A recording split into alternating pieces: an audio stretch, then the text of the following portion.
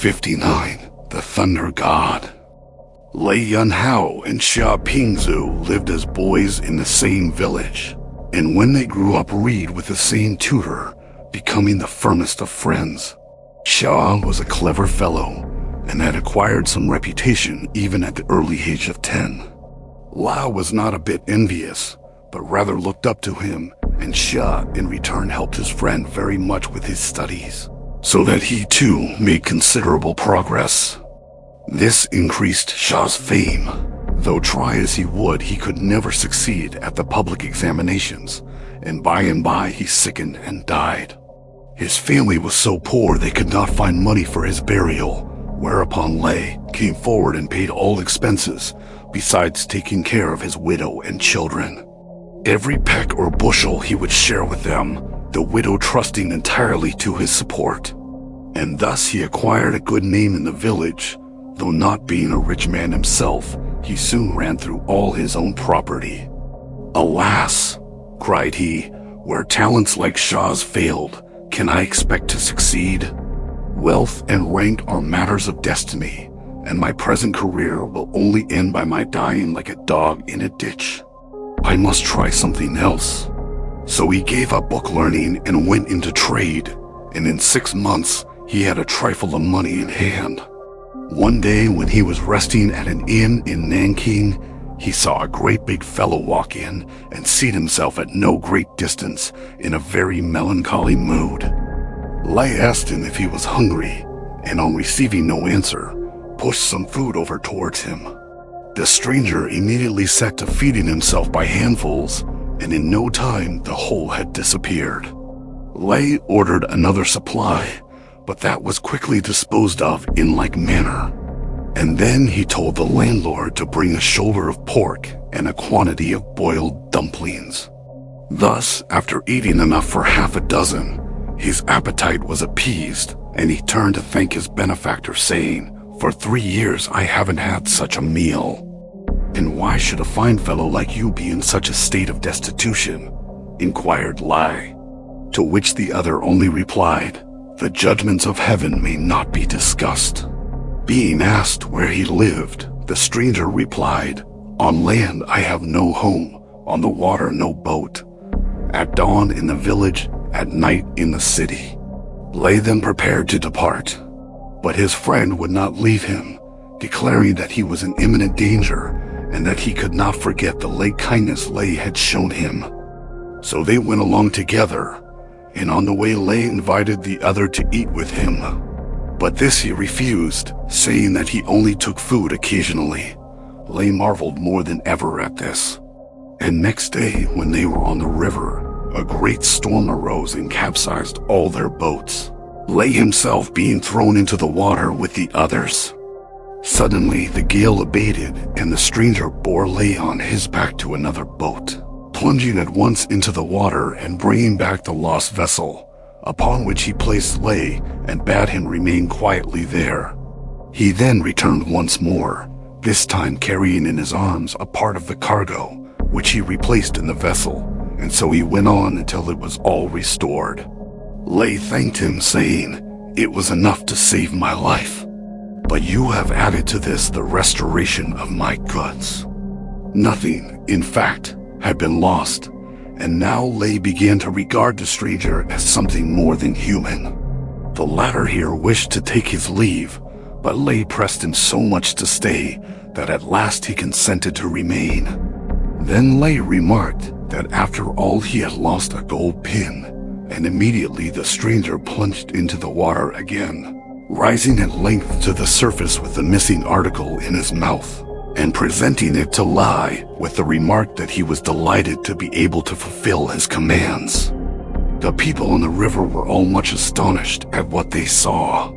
Meanwhile, Lei went home with his friend, and there they lived together, the big man only eating once in 10 or 12 days, but then displaying an enormous appetite. One day he spoke of going away, to which Lei would by no means consent. And as it was just then about to rain and thunder, he asked him to tell him what the clouds were like, and what thunder was, also how he could get up to the sky and have a look, so as to set his mind at rest on the subject. "Would you like to have a ramble among the clouds?" asked the stranger, as Lei was lying down to take a nap, on awaking from which he felt himself spinning along through the air, and not at all as if he was lying on a bed. Opening his eyes, he saw he was among the clouds, and around him was a fleecy atmosphere. Jumping up in great alarm, he felt giddy as if he had been at sea, and underneath his feet he found a soft, yielding substance, unlike the earth. Above him were the stars, and this made him think he was dreaming. But looking up, he saw that they were set in the sky like seeds in the cup of a lily, varying from the size of the biggest bowl to that of a small basin. On raising his hand, he discovered that the large stars were all tightly fixed, but he managed to pick a small one, which he concealed in his sleeve. And then, parting the clouds beneath him, he looked through and saw the sea glittering like silver below. Large cities appeared no bigger than beans. Just at this moment, however, he bethought himself that if his foot were to slip, what a tremendous fall he would have. He now beheld two dragons riding their way along and drawing a cart with a huge vat in it, each movement of their tails sounding like the crack of a bullock driver's whip. The vat was full of water, and numbers of men were employed in ladling it out and sprinkling it on the clouds. These men were astonished at seeing Lai. However, a big fellow among them called out, "All right, he's my friend." And then they gave him a ladle to help them throw the water out. Now it happened to be a very dry season, and when Lei got hold of the ladle, he took good care to throw the water so that it should all fall on and around his own home. The stranger then told him that he was the god of thunder, and that he had just returned from a 3 years punishment inflicted on him in consequence of some neglect of his in the matter of rain. He added that they must now part, and taking the long rope which had been used as reins for the cart, bade Lei grip it tightly that he might be let down to earth. Lei was afraid of this, but on being told there was no danger he did so, and in a moment away he went and found himself safe and sound on terra firma. He discovered that he had descended outside his native village, and then the rope was drawn up into the clouds, and he saw it no more. The drought had been excessive. For 3 or 4 miles round, very little rain had fallen, though in Lei's own village the watercourses were all full. On reaching home, he took the star out of his sleeve and put it on a table. It was dull looking like an ordinary stone, but at night it became very brilliant and lighted up the whole house. This made him value it highly, and he stored it carefully away, bringing it out only when he had guests to light them at their wine.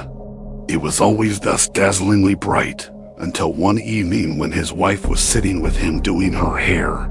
The star began to diminish in brilliancy and to flit about like a firefly.